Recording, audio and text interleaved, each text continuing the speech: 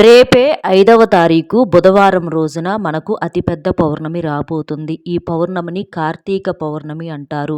ఇది ఎంతో పవిత్రమైనటువంటి రోజు. ఈ రోజున ఇంట్లో ఆడవాళ్ళు పొరపాటున తెలిసి కానీ తెలియక కానీ ఈ కూరను వండినా లేదా తిన్నా కూడా చేతిలో చిల్లిగవ్వ కూడా మిగలదు. అప్పుల పాలైపోతారు. అంతేకాకుండా జన్మ జన్మల దరిద్రం అనేది పట్టి పీడిస్తుంది. కాబట్టి తెలిసి తెలియక పొరపాటున కూడా ఈ కూరలను వండటం కానీ తినటం కానీ చేయవద్దు. ఈ కార్తీక పౌర్ణమి అనేది ఎంత పవిత్రమైనటువంటి రోజో అందరికీ తెలిసిన విషయమేనండి. అంటే కార్తీక మాసంలో ప్రతి రోజును కూడా మనం పర్వదినంగా జరుపుకుంటూ ఉంటాము. కార్తీక మాసం నెల అంతా కూడా ప్రతి రోజుకు కూడా విశిష్టత అనేది ఉంటుంది. కార్తీక సోమవారాలు కూడా ఎంతో విశిష్టతను పొందుతూ ఉంటాయి.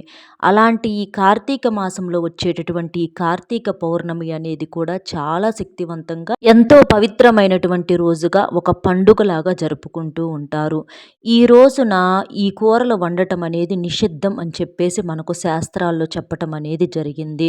అంటే నాన్ వెజ్ తినకూడదు అన్న విషయం అందరికీ తెలిసిందే. కానీ నాన్ వెజ్తో పాటుగా వెజ్లు అంటే కూరగాయల్లో కూడా కొన్ని రకాలైనటువంటి కూరలు వండకూడదు తినకూడదు అని చెప్పేసి మనకు శాస్త్రాలలో చెప్పటం అనేది జరిగింది. ఎందుకంటే ఇలాంటి ప్రత్యేకమైనటువంటి పర్వదినాల్లో ఈ కూరలు అనేవి వండకూడదు. వండితే కొన్ని గ్రహాలు అనేవి మనకు వ్యతిరేకంగా మారి మనకు సామాన్య జీవితంలోనే చాలా రకాలైనటువంటి పెను మార్పులు తెచ్చే అవకాశం అనేది ఉంటుంది. కాబట్టి ఈ కూరలు వండకూడదు తినకూడదు అని చెప్పేసి చెప్పటం అనేది జరిగింది. కాబట్టి అలాంటి పొరపాట్లు చేయకూడదు. చేస్తే ఏంటంటే మనం ఎంతో నియమనిష్టలతో భక్తి శ్రద్ధలతో ఉపవాసంతో మనమేంటి పూజలు చేస్తూ ఉంటాము.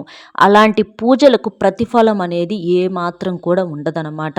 అంటే లాభం సంగతి దేవుడెరుగు. లాభం రాకపోగా మనకు నష్టాలు అంటే పుణ్యం సంగతి పక్కన పెడితే పాపాలు వెంటపడే అవకాశం అనేది ఉంటుందన్నమాట. అంతగా మనకు ఈ దోషాలు అనేవి వేధించే అవకాశం అనేది ఉంటుంది. కాబట్టి ఇలాంటివి వండకూడదు. అంతేకాకుండా ఈ రోజున ఏం వండకూడదు అనే దానితో పాటుగా 365 ఒత్తులు ఎలా వెలిగించాలి, ఏ సమయంలో వెలిగించాలి, ఇంట్లో ఎంతమంది ఉంటే అంతమంది ఇవి వెలిగించాలా 365 ఒత్తులు, అలాగే ఉపవాసం ఏ సమయంలో ముగించుకోవాలి, అసలు పూజ ఎలా చేసుకోవాలి, ఈ కార్తీక పౌర్ణమి విశిష్టత ఏంటి, ఇవన్నీ కూడా వీడియోలో చక్కగా వివరించబడతాయి. కాబట్టి ఎక్కడా స్కిప్ చేయకుండా చివరి వరకు విని వీడియోకి ఒక్క లైక్ ఇచ్చి సపోర్ట్ చేయండి. ఎందుకంటే ఆ శివయ్య ఈ వీడియో మీ కంటపడేలా చేశాడు. ఎందుకంటే మీ యొక్క పొరపాట్లు లేని పూజ ఆయనకు కావాలి. తద్వారా ఆయన యొక్క ప్రతిఫలాలు మీకు అంది మీరు సంతోషంగా ఉండాలి. కాబట్టి ఇది నిజంగా ఒక అదృష్టం అని చెప్పుకోవచ్చు అనమాట. రేపు మనకు బుధవారంతో కూడుకొని ఈ కార్తీక పౌర్ణమి అనేది రాబోతుంది. ఈ పౌర్ణమిని ఏంటంటే త్రిపుర పౌర్ణమి అంటారు, దేవ దీపావళి అని కూడా అంటూ ఉంటారనమాట. ఒక్క మాటలో చెప్పాలి అంటే ఈ కార్తీక పౌర్ణమిని మహాశివరాత్రితో సమానంగా జరుపుకుంటూ ఉంటారు. ఈ రోజున ఆకాశంలో ఉన్నటువంటి దేవతలందరూ కూడా ఒక దీపావళిగా ఈ కార్తీక పౌర్ణమిని జరుపుకుంటూ ఉంటారు. ఎందుకు దీనికి అంత విశిష్టత, అసలు ఈ కార్తీక పౌర్ణమి యొక్క అర్థం ఏంటి అంటే కార్తికేయుడు తారకాసురుడు అనేటటువంటి రాక్షసుడును సంహరించినటువంటి రోజు అన్నమాట. కాబట్టి ఈ రోజును అంత గొప్పగా జరుపుకుంటూ ఉంటారు.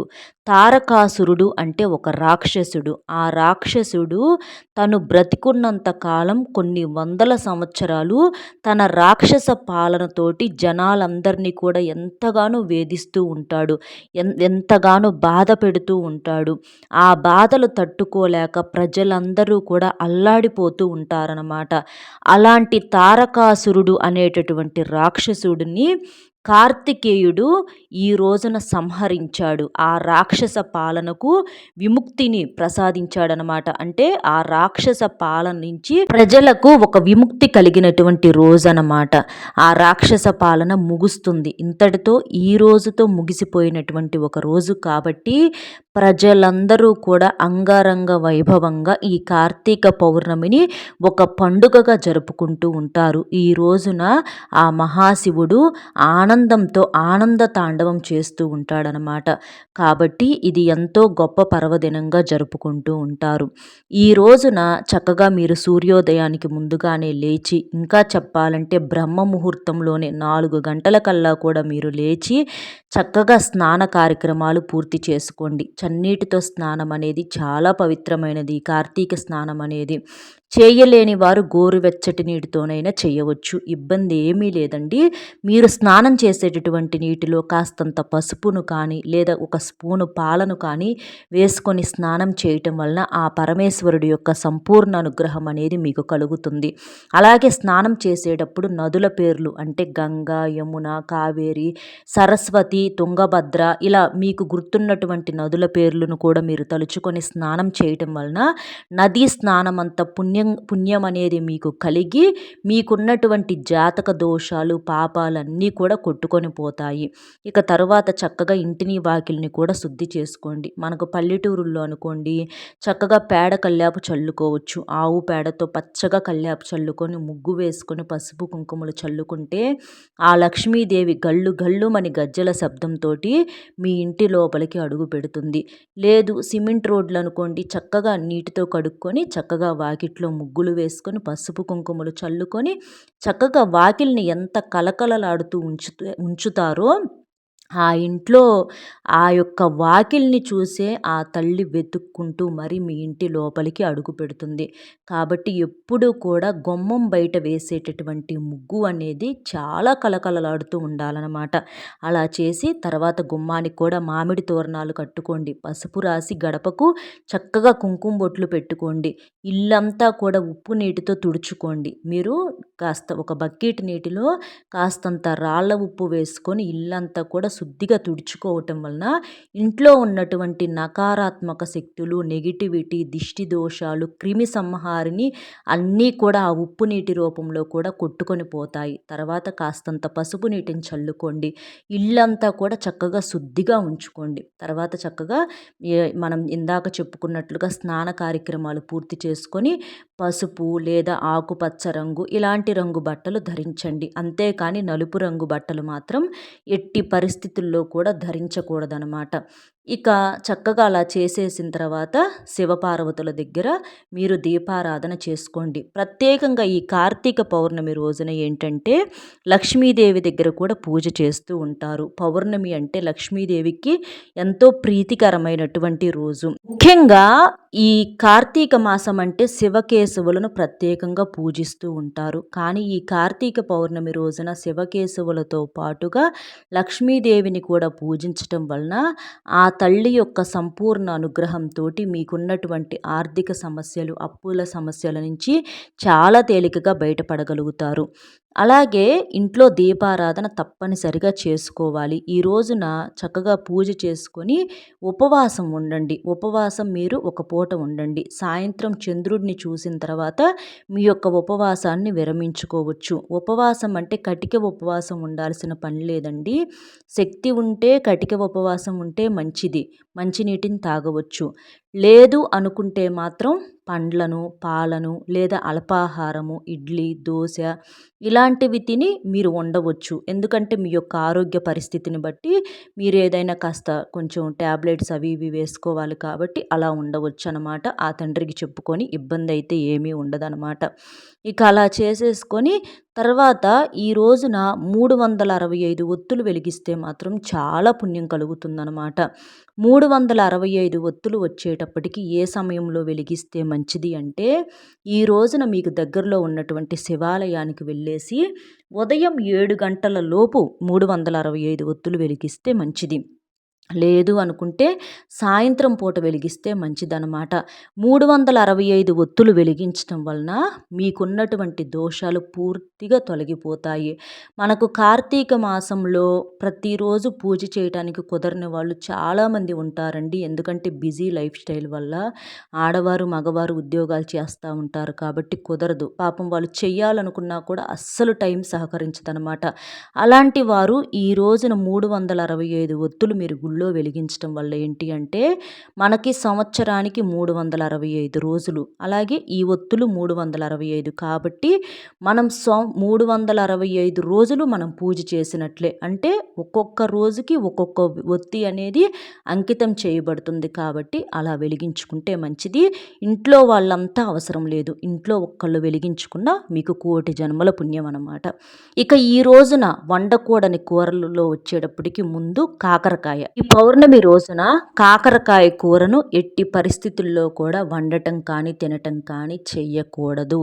ఎందుకంటే కాకరకాయ చేదు కాబట్టి ఇంతటి పండుగ జరుపుకునేటటువంటి ఈ రోజున మన నోటికి చేదుగా ఉండేటటువంటి ఈ కాకరకాయని తినటం వలన తీపికి బదులుగా మనకు చేదును రుచి చూడటం అనేది మన జీవితాల్లోకి కష్టాలను ఆహ్వానించినట్లే అవుతుంది. కాబట్టి ఈ రోజున కాకరకాయని ఎట్టి పరిస్థితుల్లో వండొద్దు, తినొద్దు.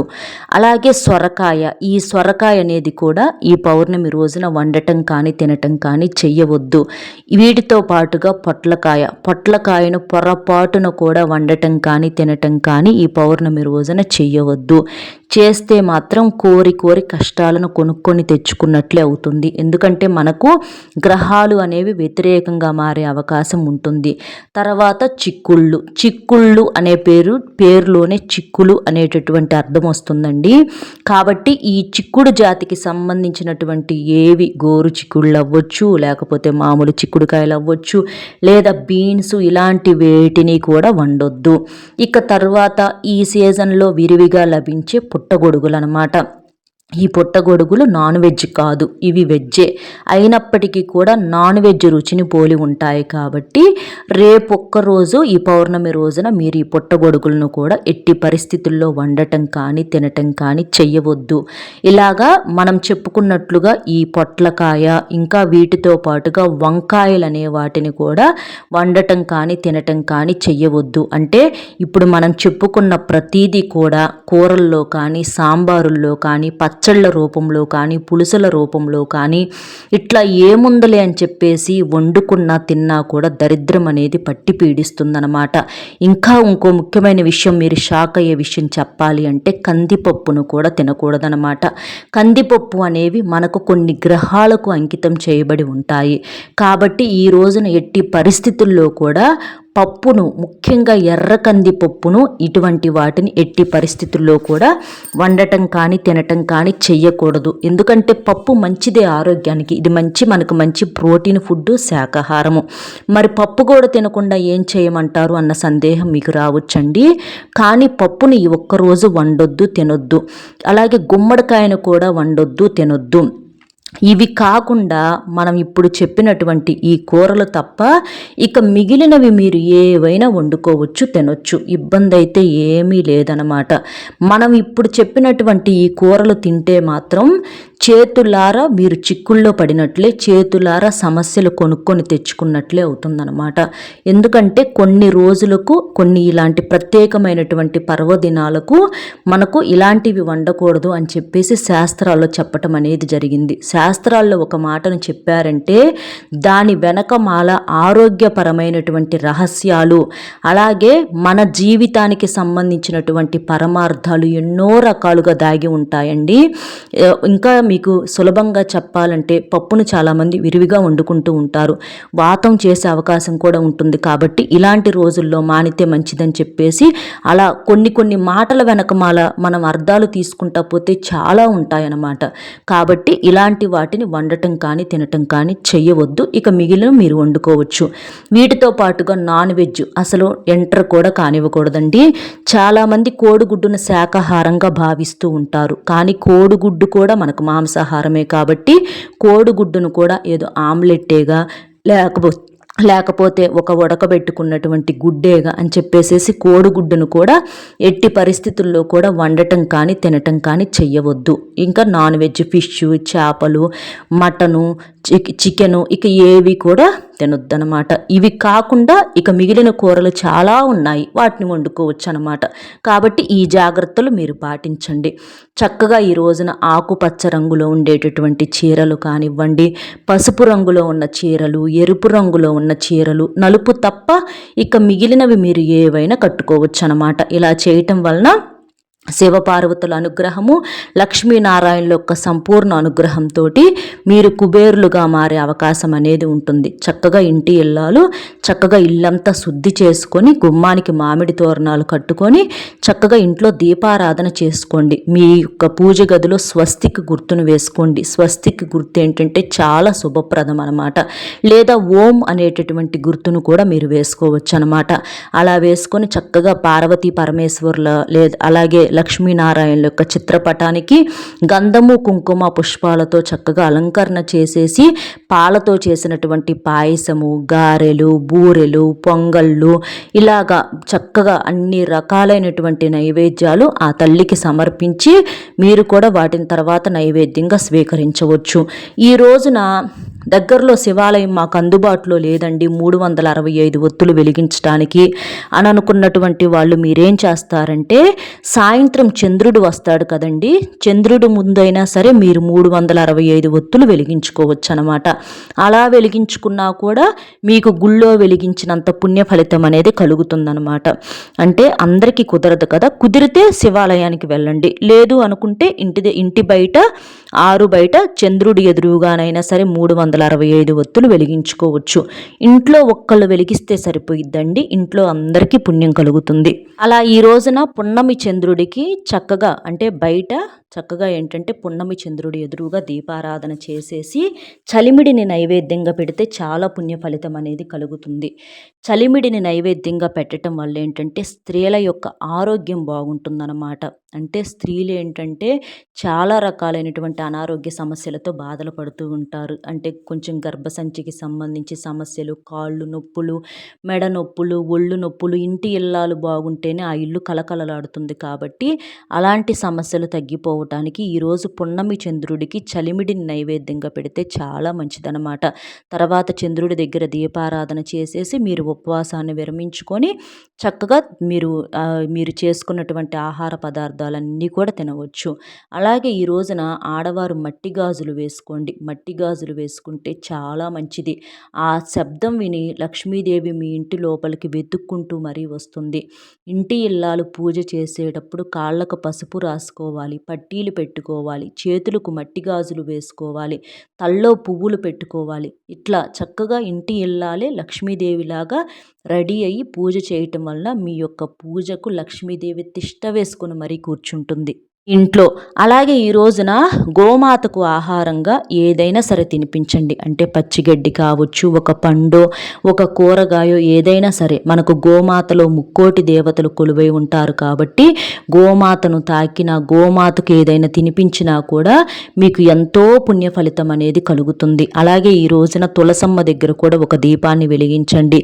ఈరోజు ఇంట్లో కావచ్చు లేదా తులసమ్మ దగ్గర కావచ్చు ఉసిరి దీపాన్ని వెలిగించడం వలన మీకు అఖండ ఐశ్వర్య ప్రాప్తి అనేది కలుగుతుంది. కార్తీక మాసంలో ఉసిరి చెట్టును తాకిన, ఉసిరి చెట్టు దగ్గర కానీ తులసమ్మ దగ్గర కానీ లేదా మన గుళ్ళో కానీ ఎక్కడైనా సరే అంటే శివాలయంలో కానీ చక్కగా ఉసిరి దీపాన్ని వెలిగించటం వలన మీకున్నటువంటి అన్ని కష్టాలు కూడా తొలగిపోయి కుబేరులుగా మారతారు.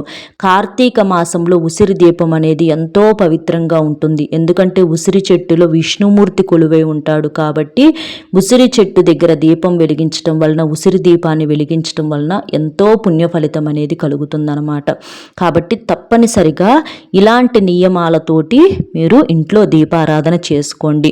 ఇంట్లో పాలు పొంగించండి, కొబ్బరికాయ కొట్టండి, చక్కగా ఇంట్లో దీపారాధన చేసుకోండి. ఆ స్వామి వారికి ఇష్టమైనటువంటి నైవేద్యాలన్నీ కూడా సిద్ధం చేసుకోండి. అలాగే ఈ రోజున ముఖ్యంగా దీపారాధన చేసినప్పుడు ఈ నైవేద్యాన్ని అక్కడ పెట్టండి. అదేంటంటే ధనియాలు, బెల్లము, ఆవు నెయ్యి ఈ మూడింటిని కలిపి, అంటే ధనియాలు 1 స్పూను, బెల్లం 1 స్పూను, అలాగే ఆవు నెయ్యి కూడా 1 స్పూను, ఈ మూడింటిని కూడా చక్కగా ఒక గాజు బౌల్లో వేసేసి ఈ మూడింటిని ఒక పదార్థంగా మిశ్రమంలాగా కలిపేసేసి ఈ మిశ్రమాన్ని అంటే ఈ నైవేద్యాన్ని స్వామివారి ముందల పెట్టాలన్నమాట.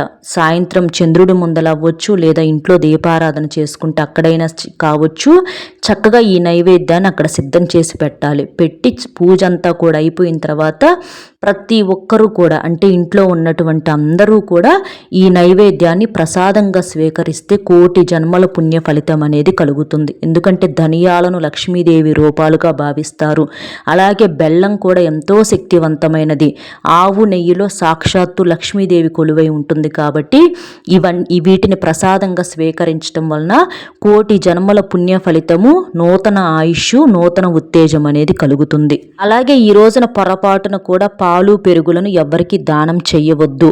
ఈ రోజున శివాలయంలో ఆకాశ దీపాన్ని వెలిగిస్తూ ఉంటారు. అంటే కార్తీక మాసంలో ఆకాశ దీపాన్ని ధ్వజస్తంభం దగ్గర వెలిగిస్తూ ఉంటారు. కాబట్టి ఈరోజు ఆకాశ దీపాన్ని చూస్తే చాలా మంచిది. అలాగే ఈ రోజున ఎవరికైనా అన్నదానం చేసినా చాలా మంచిది. బ్రాహ్మణులకు దీపదానం చేస్తే చాలా మంచిది. దీపదానం చేయటం వలన కోటి జన్మల పుణ్య ఫలితము, లేదా ఒక ఉసిరికాయనైనా మీరు దానంగా ఇవ్వచ్చు.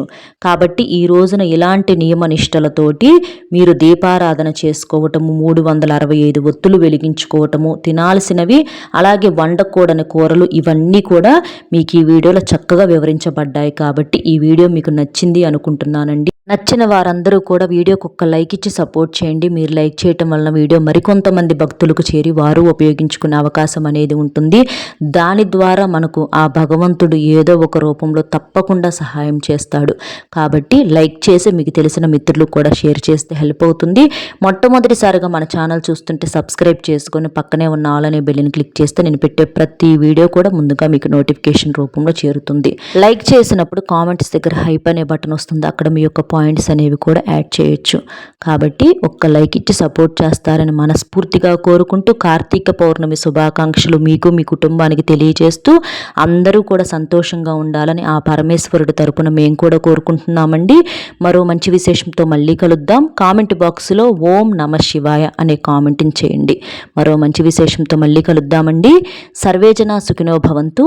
ధన్యవాదములు.